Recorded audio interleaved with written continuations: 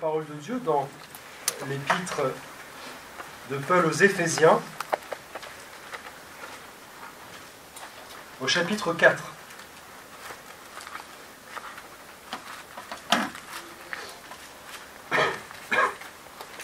Éphésiens, chapitre 4, verset 1er. Je vous exhorte donc, moi, le prisonnier dans le Seigneur, à marcher d'une manière digne de la vocation qui vous a été adressée, en toute humilité et douceur, avec patience, vous supportant les uns les autres, avec amour, vous efforçant de conserver l'unité de l'esprit par le lien de la paix. Il y a un seul corps et un seul esprit, comme aussi vous avez été appelés à une seule espérance par votre vocation. Il y a un seul Seigneur, une seule foi, un seul baptême, un seul Dieu et Père de tous, qui est au-dessus de tous, et parmi tous, et en tous. Mais à chacun de nous, la grâce a été donnée selon la mesure du don de Christ.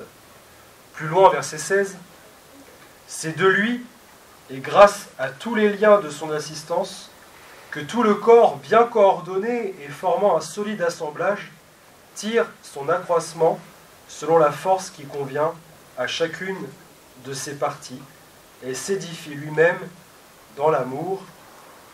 Amen.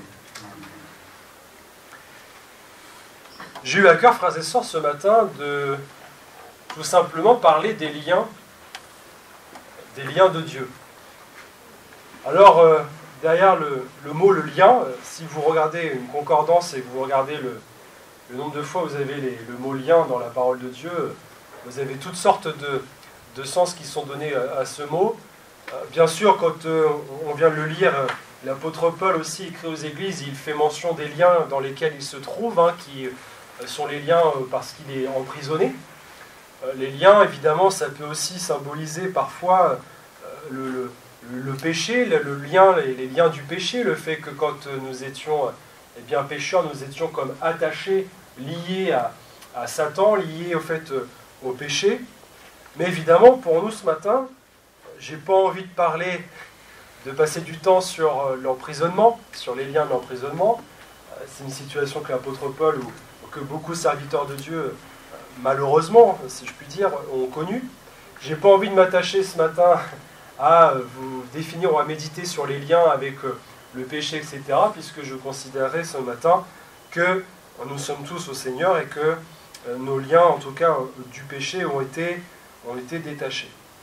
Ce que je voudrais ce matin vraiment qu'on puisse méditer, c'est les liens spirituels, bien sûr, mais les liens de Dieu. Quel est, derrière ce mot, derrière cette notion, qu'est-ce que le Seigneur veut nous montrer dans ce que nous avons lu, là, dans le verset 16 du chapitre 4 des Éphésiens? C'est de lui, et grâce à tous les liens de son assistance, que tout le corps bien coordonné et formant un solide assemblage tire son accroissement selon la force qui convient à chacune de ses parties et s'édifie lui-même dans l'amour. Alors le lien, si on prend une définition simple, un lien c'est quelque chose qui nous relie à autre chose. C'est deux parties qui sont liées entre elles par un lien. Et donc, hier, dans la réunion de jeunesse, je parlais aux jeunes de la piété et je disais que la piété c'était un attachement fervent. Donc en fait c'est un lien, un attachement c'est la même chose. Et j'aimerais commencer ce matin par nous rappeler que les liens que nous avons avec Dieu, c'est avant tout le Seigneur qui les crée.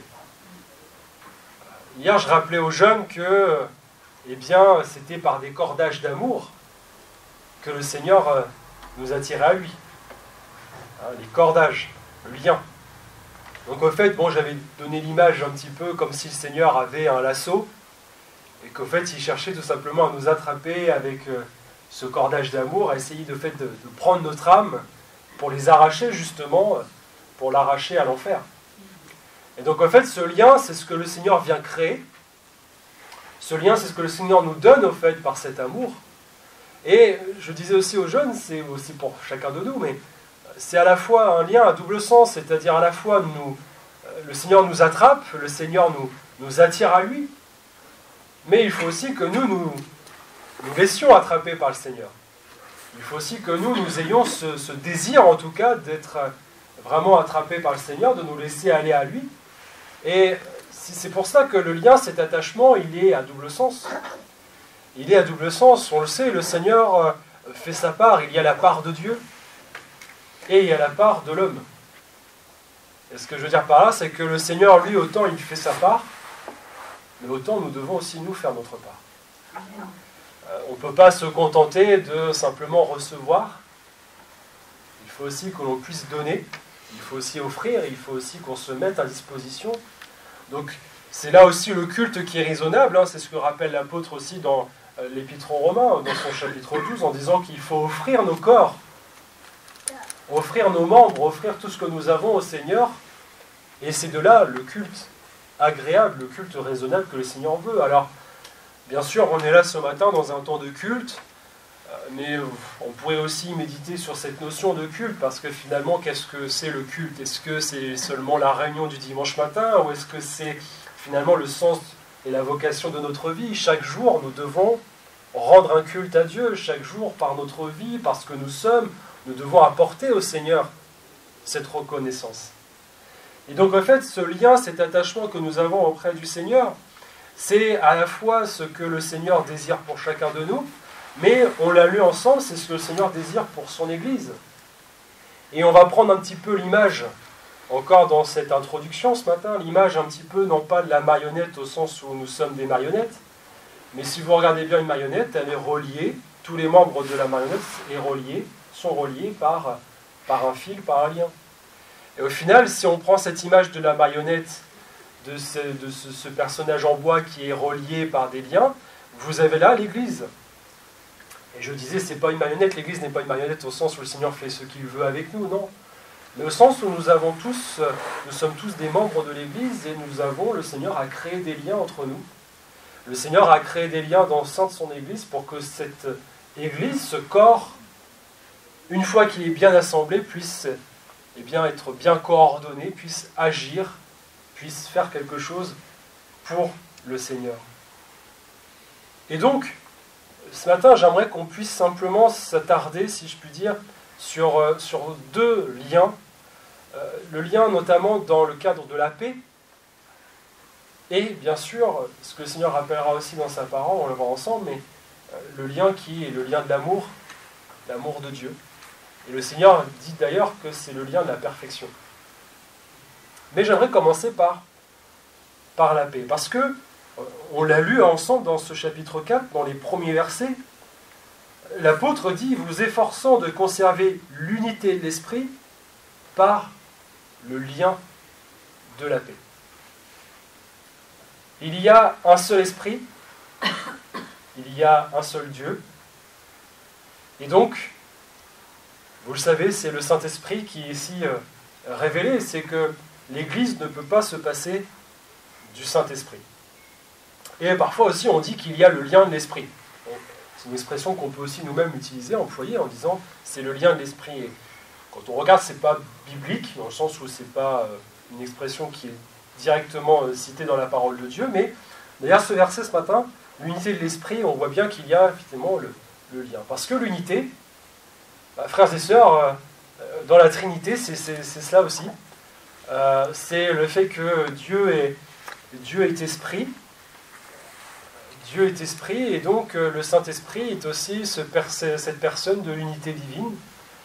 Et parfois on a du mal un peu à saisir la Trinité, je sais, mais on pourrait prendre l'exemple de nous-mêmes en disant que nous avons notre âme, nous avons un corps, et nous avons aussi un cœur, un esprit, et donc en fait chaque partie de notre être révèle ce que nous sommes, et pour autant chaque partie de notre être a ses caractéristiques. Le Saint-Esprit aussi a ses caractéristiques, frères et sœurs. Et on a du mal parfois à saisir qu'il est une personne. C'est facile de s'imaginer, si je puis dire, de s'imaginer le Fils, le Père, parce que pour nous ce sont comme des personnes vraiment concrètes, un Père, un Fils, mais le Saint-Esprit, ça veut dire que l'Esprit de Dieu est une personne. Pourtant c'est le cas. L'Esprit de Dieu est une personne. Et le Seigneur vraiment avertit à chaque fois son Église sur l'importance qu'il y a pour nous d'entretenir ce lien avec l'Esprit. Et le Saint-Esprit se manifeste déjà parce que nous sommes remplis du Saint-Esprit. Depuis le jour où nous avons été sauvés par grâce, l'Esprit de Dieu est venu habiter dans nos cœurs. Mais vous savez aussi qu'il y a le baptême dans le Saint-Esprit, qui est pour nous finalement cette plénitude de la vie de l'Esprit, et qui va nous permettre justement de connaître le Saint-Esprit comme cette personne vivante. Et le Seigneur aussi exhorte son Église à ne pas attrister le Saint-Esprit. Plusieurs fois, ces exhortations, n'attristez pas le Saint-Esprit. Bon, c'est comme cette personne que l'on ne doit pas attrister, cette personne qu'on doit faire attention au Saint-Esprit. Et finalement, frères et sœurs, le lien que vous avez entre l'unité de l'Esprit et la paix, il est là. Comment voulez-vous que dans une église, si vous avez des frères et des sœurs qui ne sont pas en paix, comment voulez-vous que le Saint-Esprit puisse se manifester, puisse être présent, ne serait-ce que ça? Et c'est en cela où c'est important le lien de l'Esprit, c'est-à-dire que même quand on va dans une assemblée, si on n'est pas en communion avec les autres, à quoi ça sert? Je m'explique.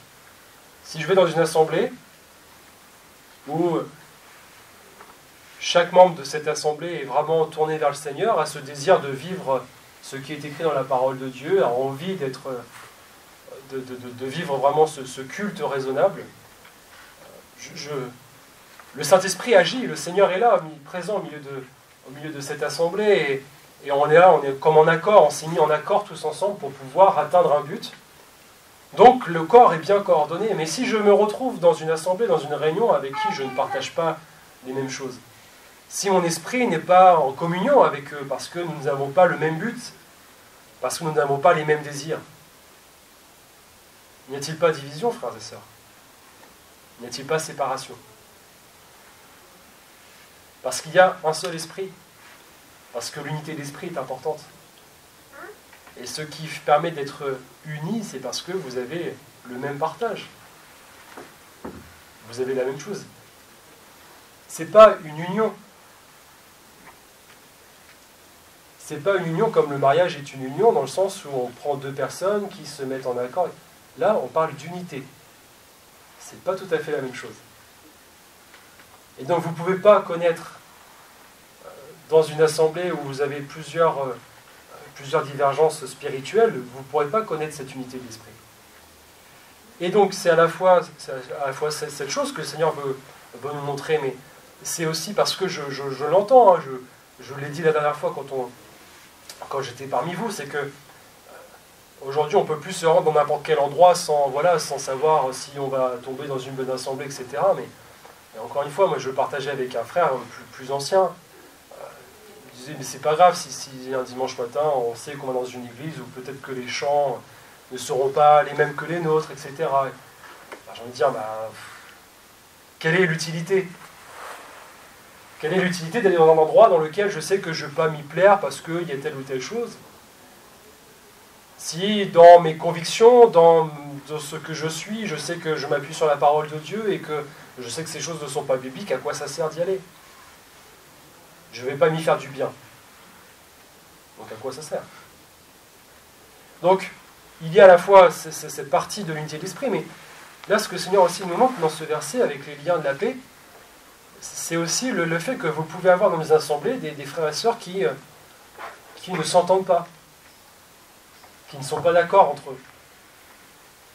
Alors, au-delà des conflits, parce que le contraire de la paix, c'est la guerre.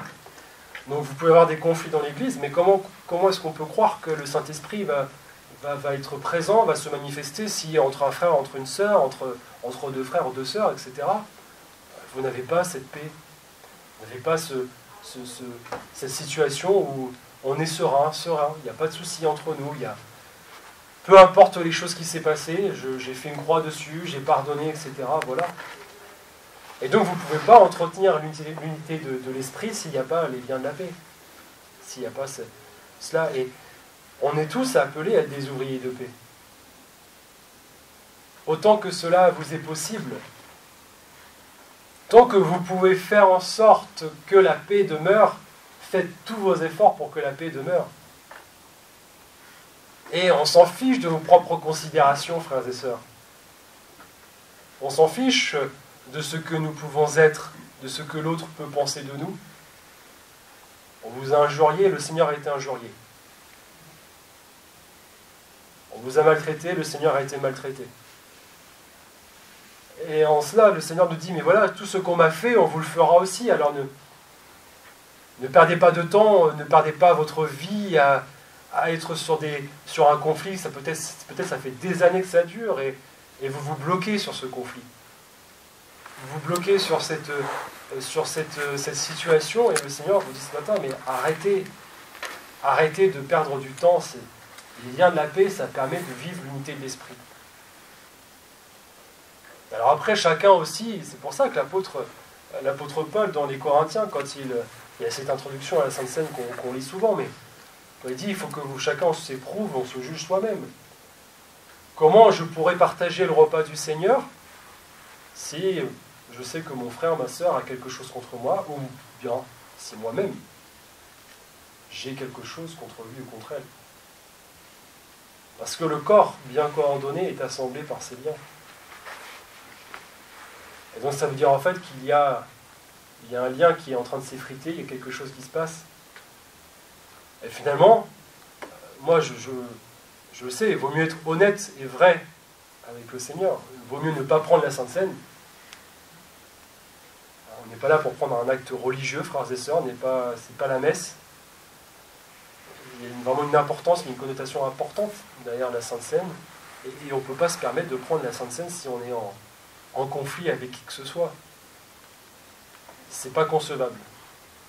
Aux yeux de Dieu, c'est pas concevable. Et c'est en cela que le Seigneur dit, mais vous, en faisant cela, bien ayant conscience que vous êtes dans le conflit, etc., vous prenez la Sainte Seine, vous êtes en train de vous condamner vous-même. Parfois, ça, on a du mal un petit peu à saisir, on prend ça comme l'esprit de la loi, un châtiment, mais non, le Seigneur dit, voilà, éprouvez-vous, jugez-vous vous-même. Et après, si vous faites les choses en bonne conscience, cela vous appartient. Mais bon, le Seigneur dit, voilà, si tu te souviens en prenant ces saints aliments, si tu te souviens qu'il y a quelque chose entre toi et ton frère, mais avant tout, mais va régler ta situation, va te mettre en accord avec lui. C'est important. Sans chercher son propre intérêt. On n'est pas là, encore une fois, pour défendre ses intérêts. Dans l'Église, on est là pour vivre l'unité de l'esprit, pour laisser le Seigneur vraiment se révéler à nos cœurs, nous parler.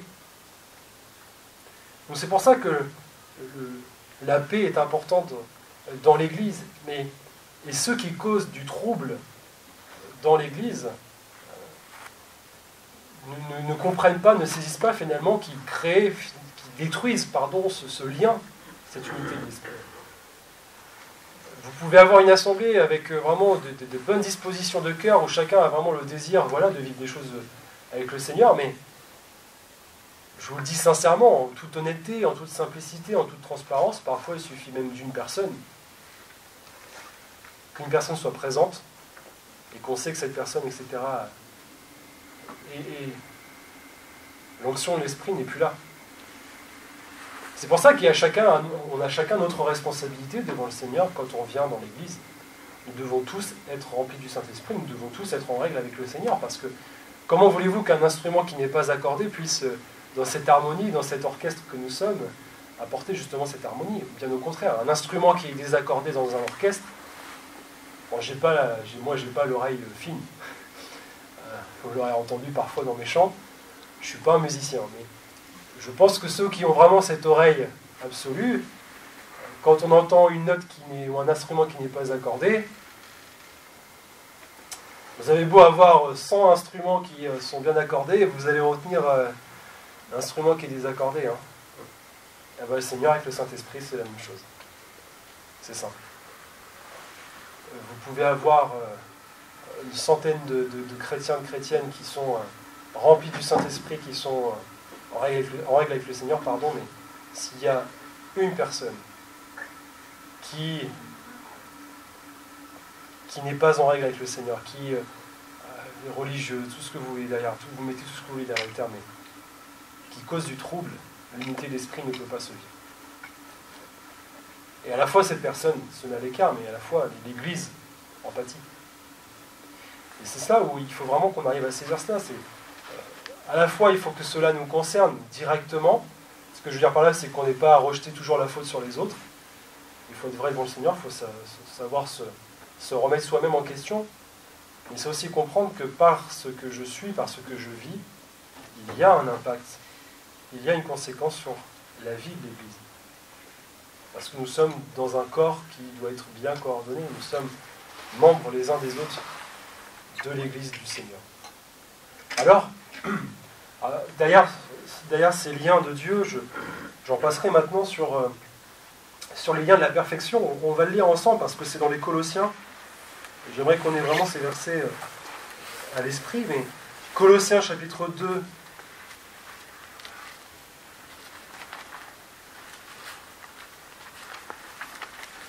on va prendre le verset 18, mais ce sera le verset 19 qui nous intéressera. Colossiens chapitre 2, verset 18. « Que personne, sous une apparence d'humilité et par un culte des anges, ne vous ravisse à son gré le prix de la course. Tandis qu'il s'abandonne à ses visions, il est enflé d'un vain orgueil par ses pensées charnelles, sans s'attacher au chef, dont tout le corps, assisté et solidement assemblé par des jointures et des liens, tire l'accroissement que Dieu donne. » Chapitre 3, verset 14. « Mais par-dessus toutes ces choses, revêtez-vous de l'amour qui est le lien de la perfection, et que la paix de Christ à laquelle vous avez été appelés pour former un seul corps règne dans vos cœurs, et soyez reconnaissants. Amen. » Donc là, directement dans ces versets, vous avez le lien qui est fait, encore une fois, entre l'amour et la paix. Donc je viens de le dire, la paix, voilà, nous avons été rachetés par le Seigneur, nous avons été justifiés, le Seigneur dit qu'il nous a réconciliés avec notre Père, donc nous sommes dans la paix avec Dieu. Mais le lien le plus important pour Dieu, c'est ce lien de la perfection qui est le lien de l'amour. Revêtez-vous de l'amour qui est le lien de la perfection. Frères et sœurs, nous sommes aussi vrais avec le Seigneur pour reconnaître qu'il n'est pas question ici de l'amour au sens humain, charnel, mais qu'il est bien sûr question ici de l'amour de Dieu, cet amour qui est spirituel. Je repensais, dans cette méditation, je repensais à la construction du tabernacle. Si vous faites attention, dans cette construction du tabernacle, il y a de nombreuses choses, bien sûr, mais dans le modèle que le Seigneur a laissé pour son peuple, il y a quelque chose qui, à notre esprit, fait cette taille-là, qui est très petit, et qui, je crois, à l'époque devait être un peu plus grand, mais pour nous, c'est quelque chose de futile, et pourtant, c'est ce qui permettait de joindre les tapis. Ce sont les agrafes. Les agrafes du tabernacle. C'est quoi une agrafe?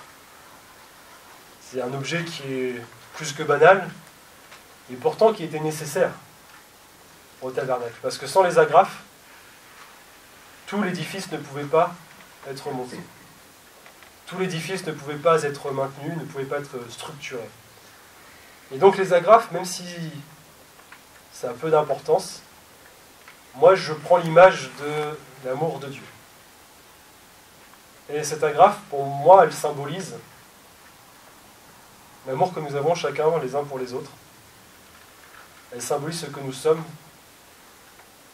qui permet finalement ce lien, qui permet finalement de pouvoir trouver une église, parce que le tabernacle, c'est évidemment la tente dans laquelle le lieu saint se trouvait, mais pour nous aussi, cette église qui va être unie, qui va être réunie, qui va être liée par ce lien de la perfection qui est l'amour.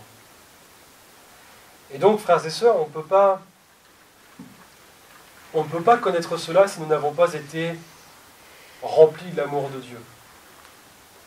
Parce que l'amour, ce n'est pas, je le disais, l'amour humain, là il est question de l'amour spirituel.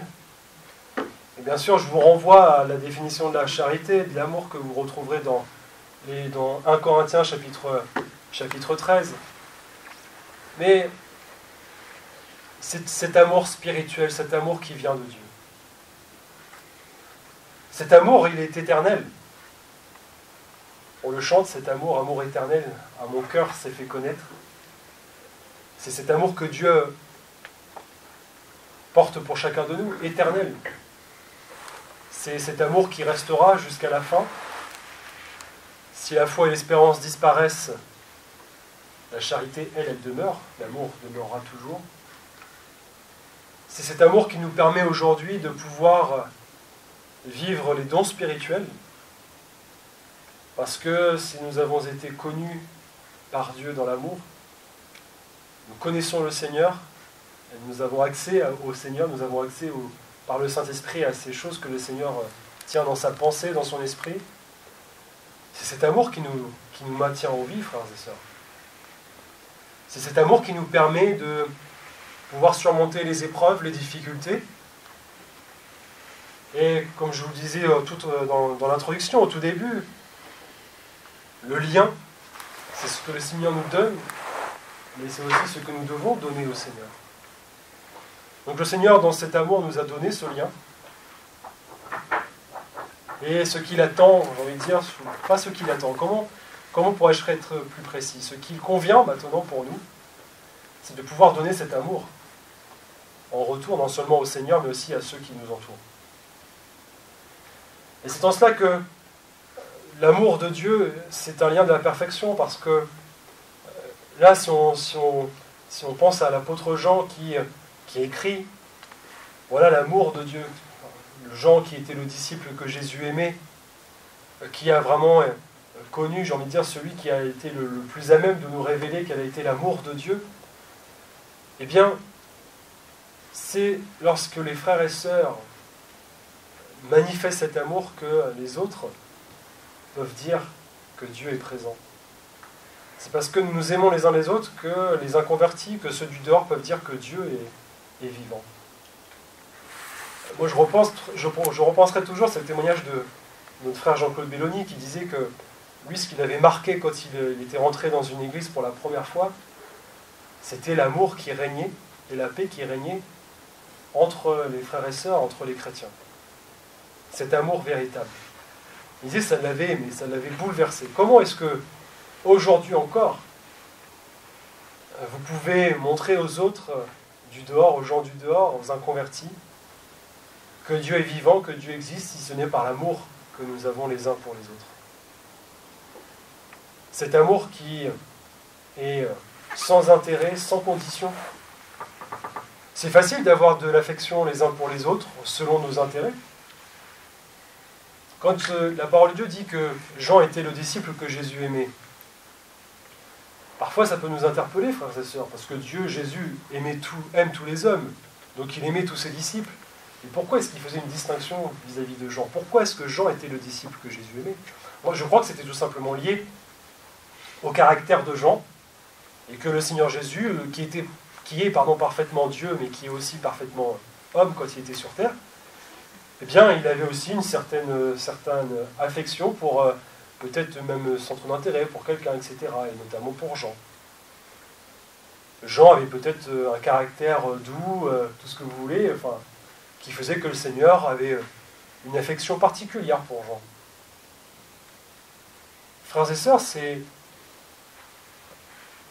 en cela que nous devons aussi être les uns avec les autres.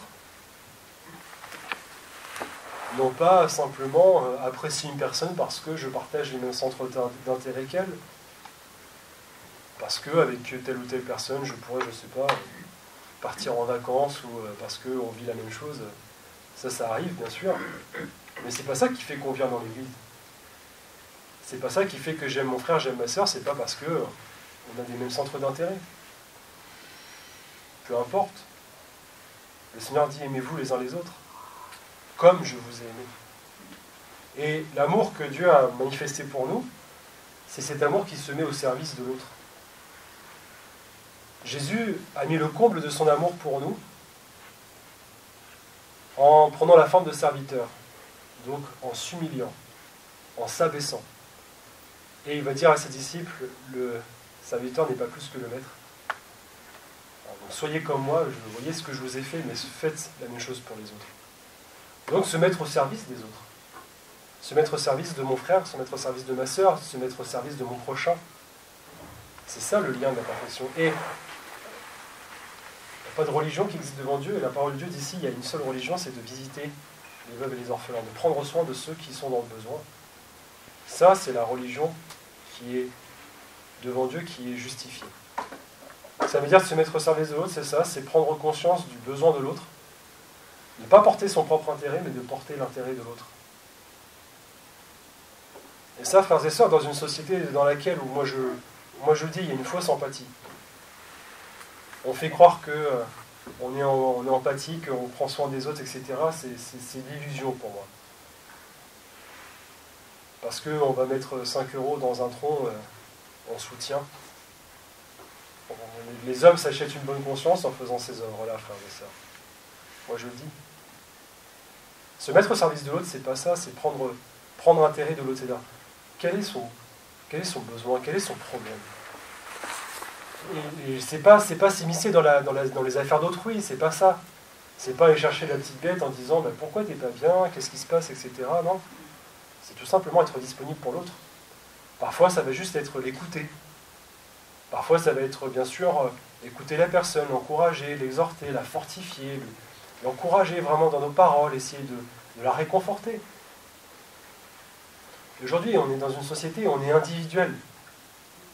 On pense qu'à nous. On veut notre confort, on pense qu'à nous, etc. Moi, tant que j'ai ceci, tant que j'ai cela, ça me va, etc. Il n'y a pas de souci. Attendez. Est-ce que l'Église du Seigneur, c'est ça? L'Église du Seigneur, c'est une Église qui est mise à part, qui est différente, qui n'est pas là pour faire comme le monde, qui est là pour faire ce que le Seigneur veut. Le Seigneur, ce qu'il nous demande, ce n'est pas de nous intéresser à notre propre confort, de ne pas s'intéresser à notre propre vie. Parce que notre vie, si nous l'avons, c'est parce que Dieu nous l'a donnée. Moi, j'aime bien ce qui est écrit dans notre Église à Pont-de-Mer, sauvé pour servir. On n'est pas sauvé pour juste aller au ciel. La grâce de Dieu, c'est d'être sauvé pour servir le Seigneur.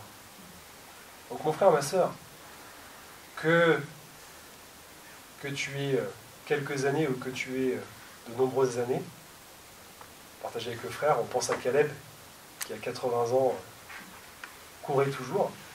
Peu importe l'âge que nous avons, nous sommes là au service de Dieu, jusqu'au bout. Et le Seigneur, dans sa grâce, nous donnera toujours de le servir, nous aidera toujours, avec notre force, avec sa grâce. Parfois, on ne le dit pas aussi, mais le verset qui dit tout ce que ta main trouve à faire, fais-le. Mais on oublie dans le verset, il y a un petit passage. Tout ce que tu trouves à faire avec la force que tu as, fais-le. Donc mon frère, ma sœur, ne te culpabilise pas si tu n'as pas assez de force pour faire certaines choses. Le Seigneur, c'est son Église, il prend soin de son Église, il sait utiliser les instruments qu'il faut au temps voulu. Nous devons juste être à la disposition du Seigneur. Seulement, est-ce que, mon frère, ma sœur, est-ce que tu le désires? Ou est-ce que certaines choses sont plus importantes à tes yeux que le service de Dieu? Est-ce que pour toi, les vacances sont plus importantes? Est-ce que ta maison est plus importante? Est-ce que ta voiture est plus importante? Est-ce que ton salaire, ton travail sont plus importants à tes yeux que le Seigneur? Si tu n'es pas dans ces choses-là, tu es en dehors du lien de la perfection. Le Seigneur, ce matin, nous parle, il nous dit, voilà, c'est ça, c'est l'amour de Dieu. Et l'amour de Dieu consiste à faire sa volonté. L'amour de Dieu consiste à faire ce qu'il veut. L'amour de Dieu consiste à se mettre à la disposition du Seigneur, à offrir nos corps. Non pas seulement le dimanche matin, mais chaque jour de notre vie. Alors voilà, frères et sœurs, je ne vais pas aller plus loin dans cette méditation. Je pense que l'essentiel a été dit, mais juste terminer en essayant de saisir, de comprendre que vraiment, de vivre l'unité de l'esprit, de vivre vraiment cette Église qui est bien coordonnée, Il n'est pas question seulement de l'assemblée, hein, pas une assemblée de rois, il est vraiment question de l'Église, du corps de Christ, donc quelle que soit l'assemblée. Pour vivre ces choses, il faut que nous-mêmes nous soyons en accord les uns avec les autres, par la paix. Et il faut que pour cela, nous soyons animés de l'amour de Dieu.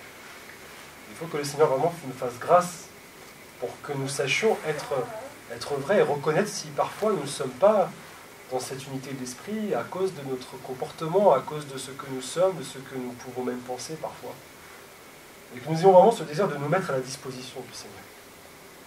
Les temps sont en train de se terminer, le Seigneur revient très bientôt.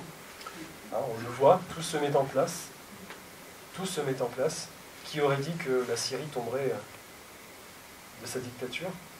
Alors c'est une délivrance, oui. Mais qu'est-ce qu'il va y avoir derrière? Dans cette région du monde où tous les yeux sont braqués, qu'est-ce qui va se passer? Le Seigneur est en train de tout accomplir, de tout mettre en place. Mais il demande à son Église de se préparer. Alors frères et sœurs, vraiment que nous puissions vivre l'unité de l'Esprit dans toute sa plénitude, ne pas seulement se contenter, j'ai envie de dire, de quelques miettes, mais de vraiment vivre ces choses, et que chacun pour notre part, nous ayons vraiment par la grâce de Dieu ce désir de les vivre. Que le Seigneur vous bénisse, on va prier ensemble.